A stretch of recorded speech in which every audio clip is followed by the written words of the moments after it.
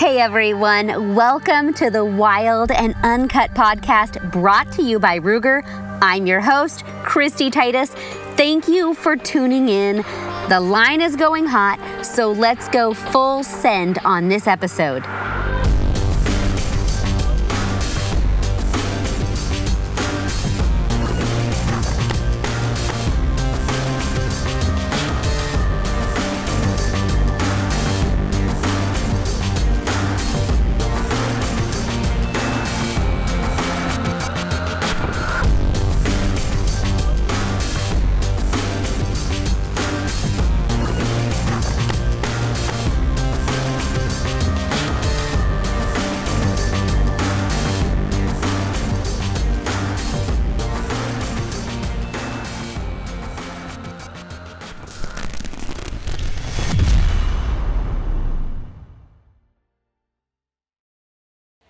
Hello, Twisters, all of you at home joining us. We're so glad that you could be here for this special breakout session. Today we have Casey Woods with us, and she is the executive director for Forge. And we all know collectively the importance of being safe, responsible gun owners. And a lot of that goes directly to safely storing our firearms so that they don't fall in the hands of anybody that we don't want them to have. And you've really teamed up with the Well-Armed Woman in the past year and implemented some great programs that a lot of you chapter leaders at home are already implementing. Yes, absolutely. And that's what I say at that breakout session is that I may be at the podium, but the stars of the story are really the Twisters out there who've taken this campaign and run with it. Just to give a bit of background for folks who weren't at the last conference and we haven't spoken to in the past. Last year, I did a presentation on gun theft prevention. We have this initiative called the Firearm Security Alliance. It is focused on preventing the illegal flow and use of firearms, and our first initiative with that is called the Protect What Protects You campaign. Great. And it's focused on preventing gun theft. There's 400,000 guns that get stolen from individual owners every single year. Wow. And it's one of the top sources of crime guns. These crimes are being used to kill law enforcement officers, children, you name it. When you see those crimes being committed and you wonder where they came from, unfortunately, a lot of them are coming from gun theft. And so we focused on, there's one most of the most common kinds of gun theft, and that is from vehicles. In a lot of cities, gun theft from vehicles is growing in double and triple digits every single year. Because Nashville's that's happening really prevalently in Nashville. In East Nashville, actually. People are just leaving their cars unlocked with their firearms inside. I don't understand the mentality, but it happens every day. Yeah. Well, one thing is we, as gun owners, we're used to having them around. It's a habit issue, right? Well, and I can relate to that because, like, I'm out west, and we all have hunting rifles, and you lock them in the car, and you go inside Walmart, and you don't think twice about it. You've locked your vehicle, your firearm is inside. And heaven forbid somebody steal your firearm. There are better ways to store it, but I mean, there are so many people that live in that culture where leaving your firearm in your car is pretty normal. Yeah, absolutely, and that's really what we're trying to change. Most people, and we worked with hundreds of gun owners to develop this initiative, they just think that if I just go in just for a minute, it's just for a minute. They just don't think it's going to happen that fast. And we have a video on the Firearm Security Alliance webpage where somebody is breaking into a car in 15 seconds, pops the window and grabs a bag, and that's how fast it can happen. So you think, I'm just going in for 10 minutes. That's plenty of time for an experienced, car break-in thief to steal your firearm. And so nobody wants that to happen. And so as gun owners, we're all about how do we protect our families and ourselves, and nobody wants that to happen. So we're all about how we empower gun owners to do that. And we have found that the Well-Armed Women Shooting Chapters has been an amazing partner because these are such proactive women in the community who are really, really, really doing everything they can to educate and help people be safe gun owners.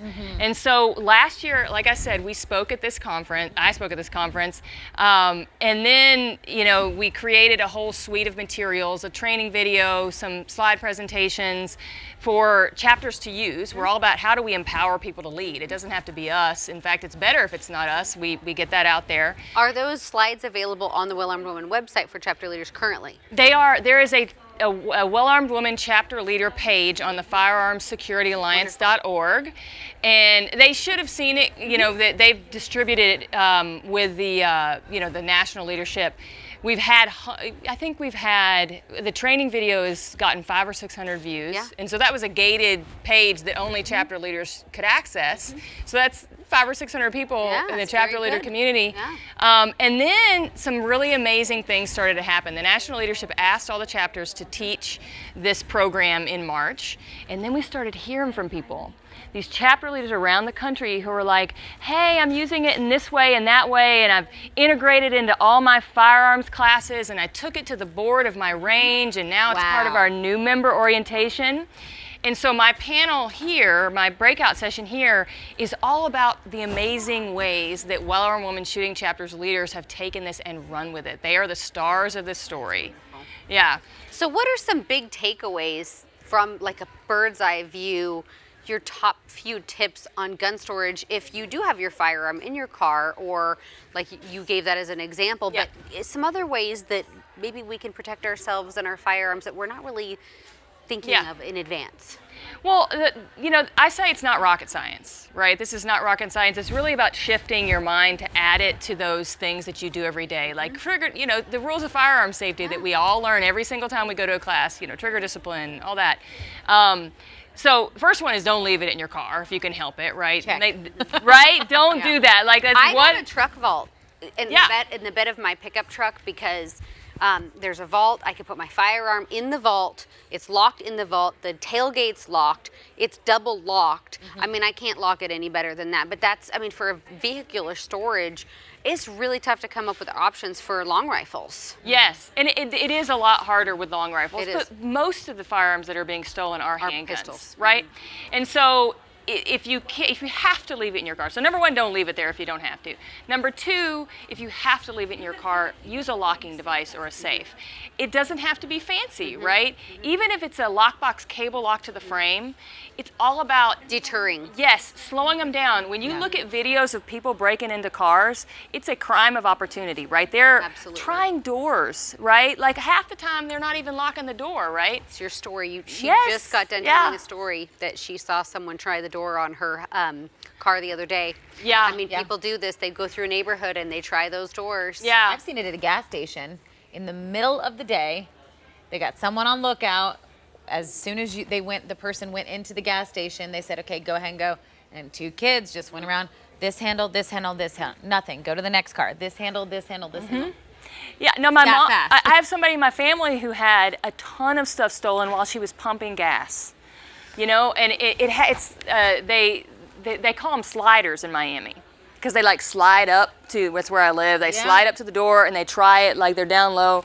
So even when you're at the gas station, you got to lock your car doors. Especially when you're at the gas station. Exactly. That's what we've been learning. Well, the gas station and parking garages, there are certain places where there's a large transient population, parking lots, where there's a big influx of people moving in and out of an area, and there's a lot of anonymity in those areas. That's where you're really susceptible to these types of crimes. Yeah. Well, and the other thing is, people have figured out where people are leaving where they're leaving their firearms, right? Like if they're under the seat in the front of the driver's seat. Places where people are likely not to be taking their firearms inside, courthouses, gyms, certain restaurants that sell alcohol. Or places that there are rings of thieves that are breaking into police cars because they are likely to get a firearm in one of them. And so nobody is safe from this. And so the idea is to, again, have these habits that protect yourself. So locking devices are safe if you have to leave it. A couple of other things. Never store your firearm when people are watching. Right? If you go to a range and you put that firearm in your vehicle and you think you're going to go out to eat later, there are people who stake out ranges and follow the people who leave to go to a restaurant. I know a former sheriff who, had a rifle in the back of his car, went to another location. His car was the only one to get broken into, and he had been followed. They knew what was in there, and they broke into his car.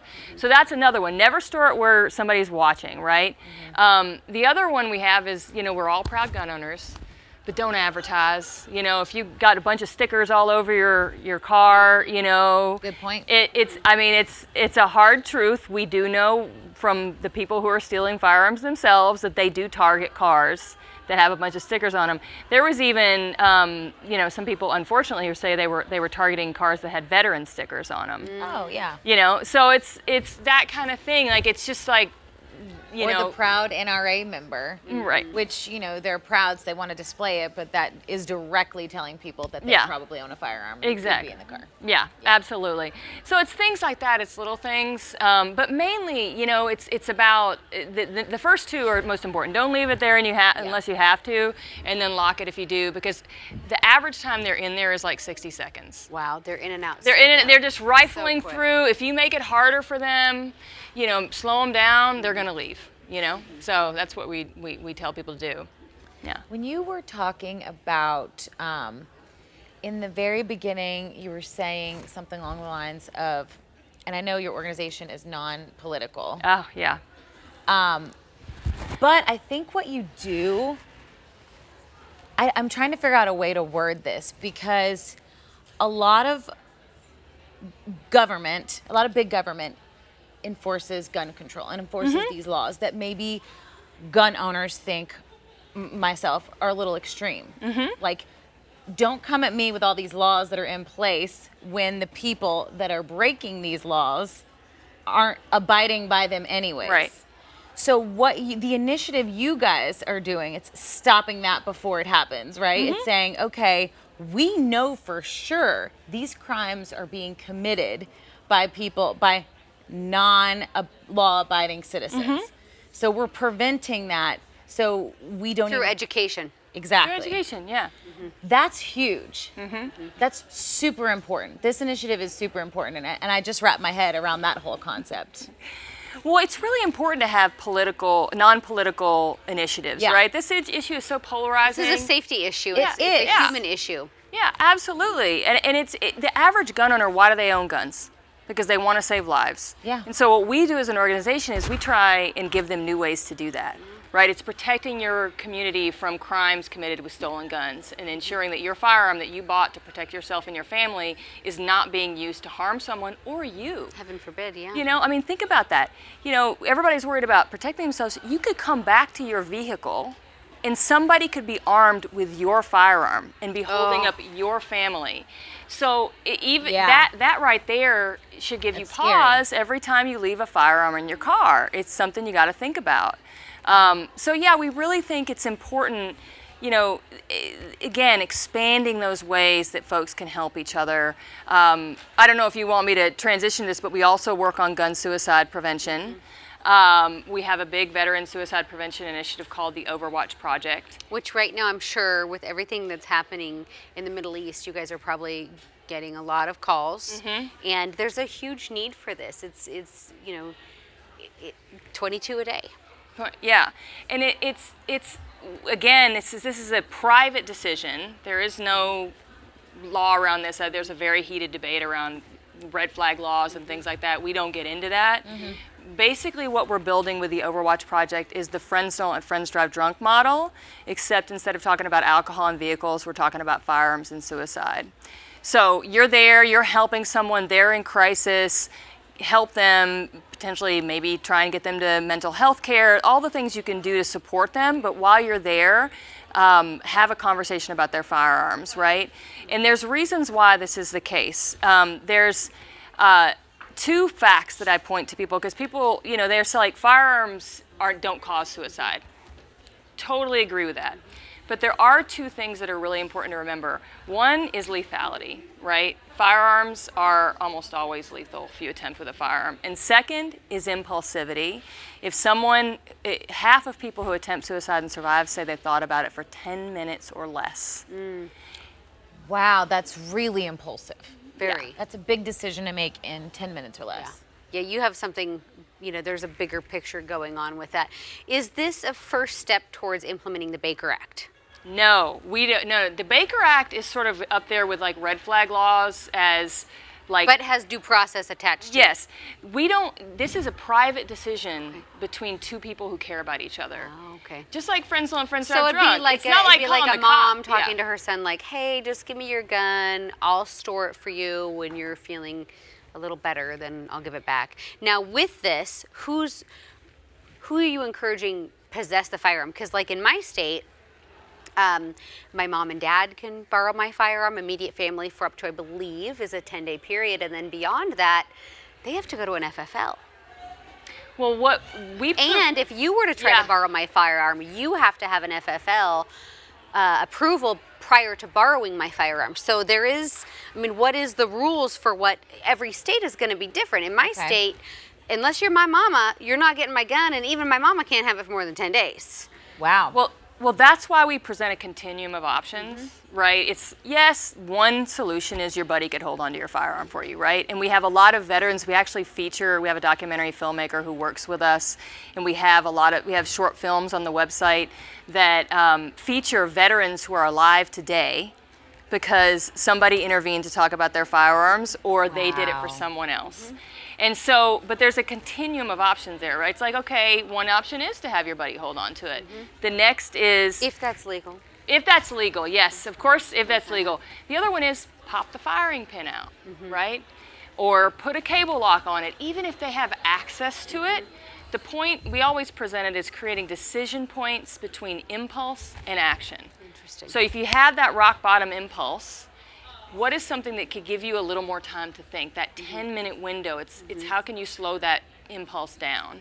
And so the other one is sometimes folks, there's no way I'm not going to have complete access to my firearm at all times because I want to protect my family. We encourage them to put family pictures in their gun safe, right? There is a story of a veteran on our website. Wow. So they literally have to go over their family to get their act on firearm. That is one that's so simple that I would never think of. Yeah. That's really, really smart. I mean, that's...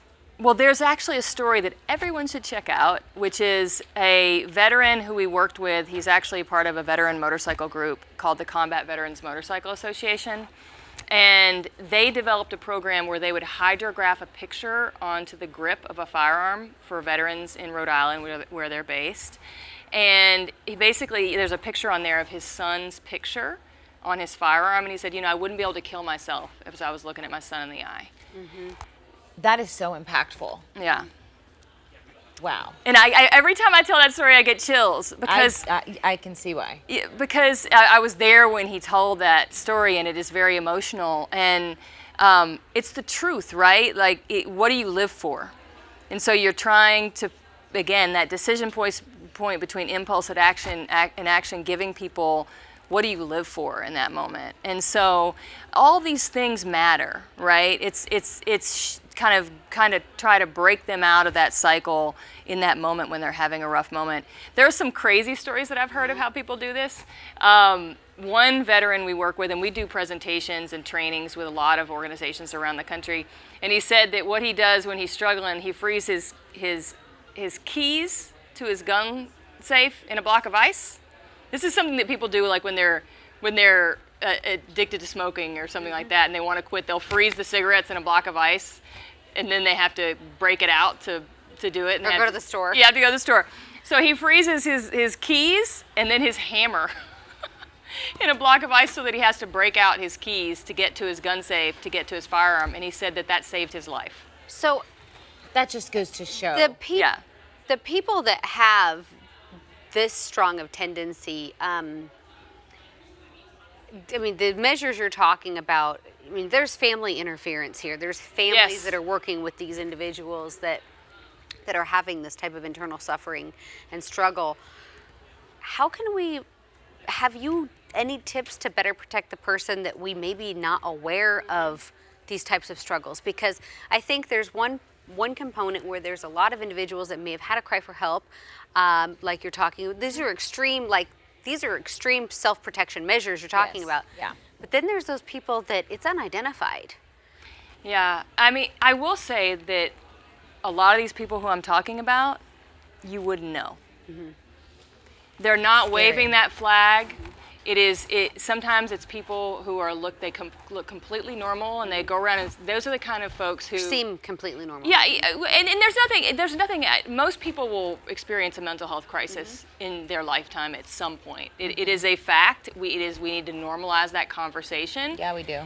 So that it's not like, oh, just these folks that are. No, everyone, the vast majority of people in America will experience some sort of up or down at some point in their life. And so normalizing, destigmatizing that. Totally. Destigmatizing it. And so there are, in terms of the people that you don't know are struggling, I don't know what the policy is on profanity in in this conversation, but our call to action on the Overwatch Project is just effing ask, right? The full F-bomb, because if you know the veteran community, you know how they blunt. use it. Yes, and we I've never heard the word, honestly. Never, ever, right? Fork? Yeah, Oh, right? Yeah, so that's the, ask, right? If you may see somebody who doesn't seem like they're totally struggling, but they are struggling maybe more than you think, or you just seem a little off, or you don't seem as upbeat as you usually are.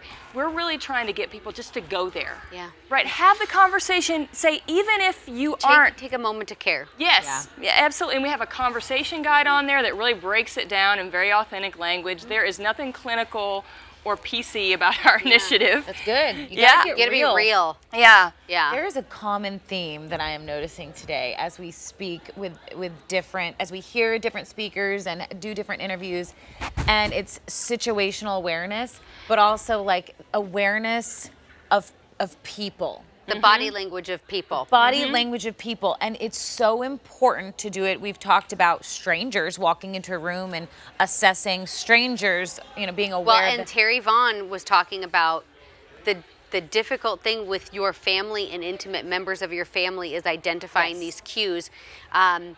Because you're used to. Because you have established a baseline with those individuals and you are emotionally attached to them. It's hard for you to reflect an objective lens on those people. So it is harder to see a struggle sometimes in the people that are closest to us. Yeah. Because we have an emotional filter that we put over that lens instead of an objective one.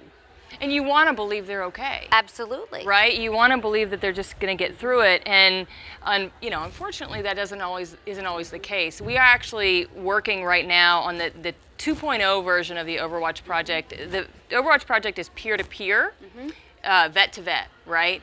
And now we're working on a family member version that is, spouses, family members, people, again, who are closest to those who might be struggling but might not see the signs, things like that, really trying to equip them to have those conversations at the right time.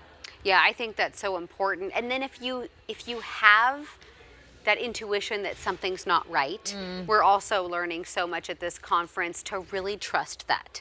There might be something that cognitively we might not realize, but our intuition's saying, hey, this isn't right. And then that's the point as a concerned friend or family member to bring in that objective person like, hey, I think maybe my brother is struggling, or whoever this person might be, that you bring in somebody with that objective lens to evaluate, because we might be cloudy, but trusting our intuition and working off of that is so important. And, we have to be our own first line of defense. We have to defend our family, and that comes with looking out for them as well, and not just in a personal defense situation, but in an emotional defense situation too, where they may not even realize that they're down a dark hole or that they're depressed, because depression can become a cloud that you can't see out of. You don't even realize sometimes that you're there. And I think it's something that all of us can have this heightened awareness if we just practice those skills. And Terry was spot on with a lot of those behavior cues today. Yeah. Awareness, and trusting your intuition. I unfortunately have heard so many stories about folks who are like, I knew something was wrong, but I was afraid to talk about it. I was afraid if I brought it up, they would be offended. Or mad at me. Yeah. And there's one of the films on the website is a veteran named Jay, and he had a conversation with his friend who he was worried about his firearms, and he said, you might be angry at me by asking this, by asking you about your firearms, but I would rather you be angry and alive than happy with me and dead. That's huge. Yeah. That is. Yeah. It's A so big statement. powerful. Yeah, and or Powerful. I'm worried about you. Like, oh, you know, I'm worried about you. You may not be, but I'm worried about you. You really can't argue with that as somebody who's like, okay, he loves me. This person cares about me. I'm gonna listen, because you know, he said his dad was the person who would do that for him, right? When he came back from Iraq with post-traumatic stress and lost some friends to suicide, and he said sometimes my dad would just notice something, right? And I wouldn't notice it myself. And his dad would talk to him, and he would be like, okay, yeah, I'm going down a bad road here. And that was all I needed sometimes. And that is why he is alive today. Wow. So my number one message is never be afraid to ask, right? Because even if you do nothing else, you just normalized asking. That's right. And it's okay if you don't know how to help. Everybody has their own lanes in which they have their talents and strengths. And that is the beauty of so many people with so many different professions and backgrounds. It's okay if you don't know how to help, as long as you can somehow manage to direct said person that you love to somebody that does know how to help. Absolutely. There's so many resources out there, and you said something so powerful, destigmatizing therapy, mental, emotional health. I mean, it's kind of like I just want to say, like, just to destigmatize it on my own, 2020 was hard for me. I started therapy. It changed my life. Like, I was so almost at one point embarrassed to tell people because of that stigma. And when it started to work and things started to change for me, now I want to advocate for it. It's all I want to talk about because I know how important it is for our well-being. It's our physical health. We talk about that so much in our society, right? Financial health. We talk about that so much. Mental, emotional, spiritual, it's just as important. Absolutely. And if you don't know how to help, there is someone out there that does. How do people find your organization, or where do they get resources? Well, the website is overwatchproject.org. Okay. And anyone who is listening right now, I really hope, I'm talking to you out there, any veteran in your life, you should be checking up on them right now. This is a really rough time. It's been a terrible few weeks, and a lot of people are struggling. So this is a moment when you just call and check on them, check up on them, like say, how you doing? You know, tell them you care about them, that, you know, it is a really, really hard time. Yeah. It's gonna make me cry. Yeah. It's just, I just see what's happening in Afghanistan, and I think the veterans that have served for 20 years. Yeah. And they're seeing us pull out, and it's got to be so hard on the mental health, you know. And that's the other thing. Tell them they matter. What they did mattered. What they did mattered to we were protected for so many years here in the U.S. Other countries, the world was protected by you. Innocent Afghan lives and children were protected by you for so many years. Your fellow people in combat were protected by you. What you did mattered, and I worry about the mental health of our veterans because of what's happening now. So that's such a great point to just check on them now and let them know that they're heroes, and what they did really, really has mattered to all of us. Well, there was a veteran who posted, somebody who we've worked with last week, and he said, you know, a lot of people were like, did we do anything? Did it matter? And he said, you know, if a doctor keeps a cancer patient alive for 20 years and then they eventually succumb to the cancer, that doesn't mean that those 20 years of life didn't matter, right? They mattered for that person and for everyone in their lives. So think about the millions of lives they have impacted in a positive way. So good. Absolutely. And so, yes, everything you just said, you know, it absolutely matters. Tell them you're here for them. It's been just a gutting few weeks, and now more than ever, we need to reach out and support them. And we have a conversation guide that breaks it down, that not just the firearm conversation, but like, what are the signs? How do you go there? You know, how do you, in very authentic language. I mean, that's one thing that, you know, we really focus on bringing some creativity and some grit and some like bluntness to the suicide conversation, because we feel like people tiptoe around it. Yeah. And and also there's a reason why big companies spend bajillion dollars every year on advertising, because when you communicate messages creatively, it reaches people. It resonates. And so all of our stuff, we are big on telling stories of success, like those veterans who are featured on our website, like I said, alive today because somebody did this. Somebody went there and asked the question, and that's the kind of stories that people need to see more of, because unfortunately, it's important to tell the stories of people we've lost, but sometimes it becomes this very grim narrative. Like, you need to have hope. You need to believe that your impact, your conversation, your going there matters. Can save somebody's life. Right now, go on the website, take a look at those short films, and you will see people who are alive today because somebody was brave enough to ask. So that is what we need right now. Wow. Again, you guys, that website is just overwatchproject.org. Yes. And your guys' self-proclaimed war in America right now is a war on suicide, and there's a lot of us that are dealing with a lot of challenges. This last week has been an extremely difficult week on our country and on the world, and we love and thank all of you servicemen and women out there and your families for the sacrifices that you have made. Yes. And we want to make sure that all of you at home have the resources to be the stewards of those individuals in your own communities and serve them the way that they have served us.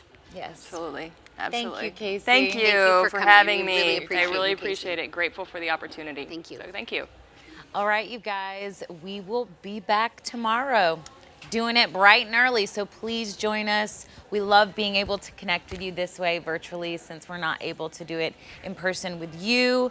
So just connect with us on social media. Make sure you're hashtagging TWA21, I believe, and that you're tagging all of the accounts. You're coming up on the social media walls here. And we love seeing your photos, so please keep posting, keep tagging. Yes.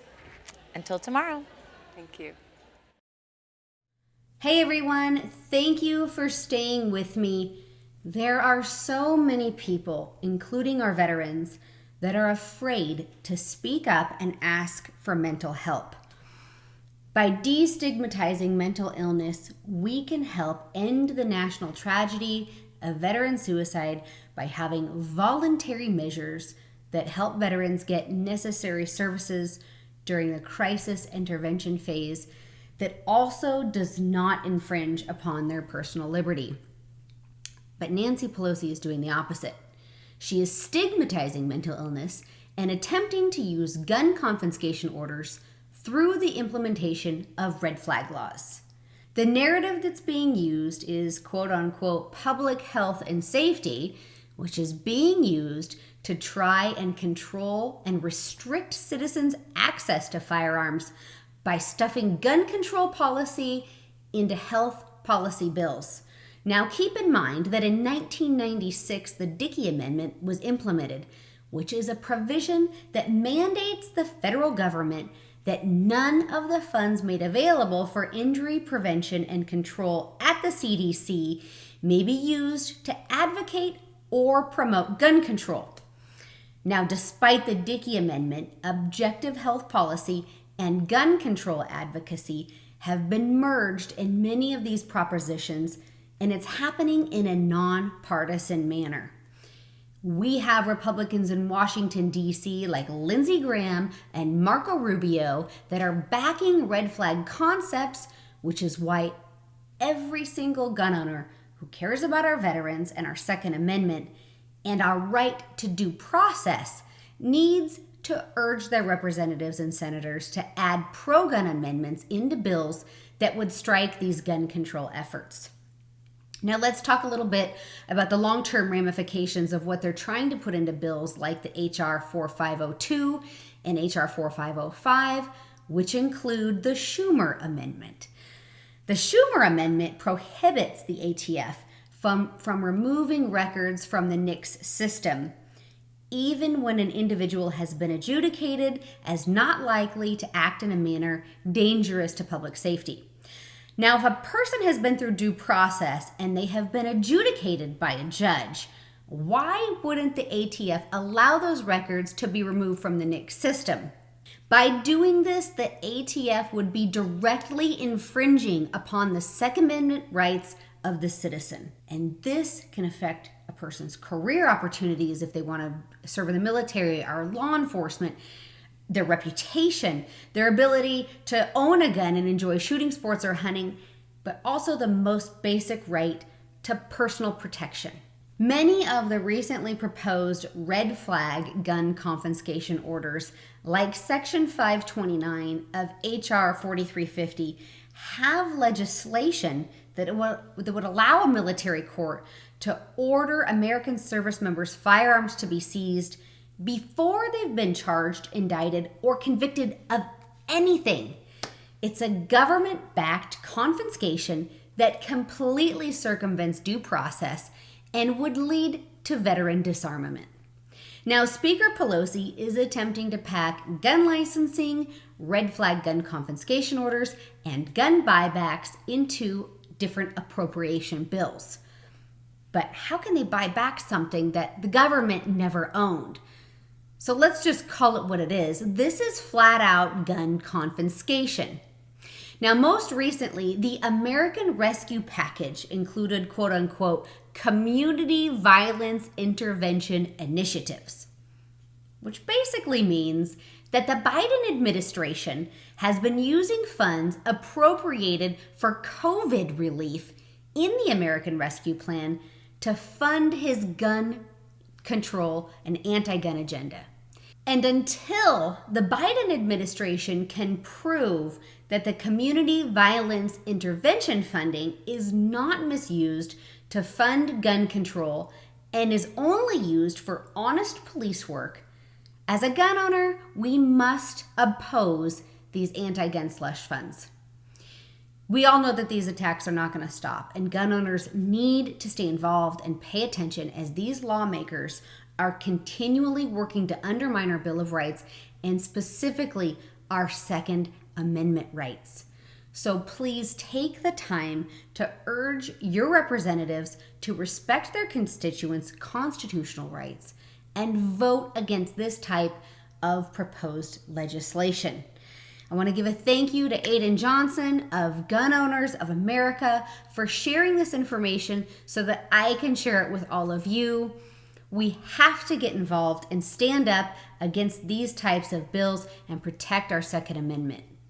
And I want to thank all of you for joining me today for this episode of the Wild and Uncut podcast. If you want to support this program, please give me a 5-star rating. And keep in mind, this podcast is also available to watch on my Pursue the Wild YouTube page. So please subscribe and share. Thank you all again, and I'll see you next time. Thank you for listening to the Wild and Uncut podcast. If you would like to hear more, be sure to subscribe to my Pursue the Wild digital series on YouTube and follow me at Kristy Titus on Facebook and Instagram.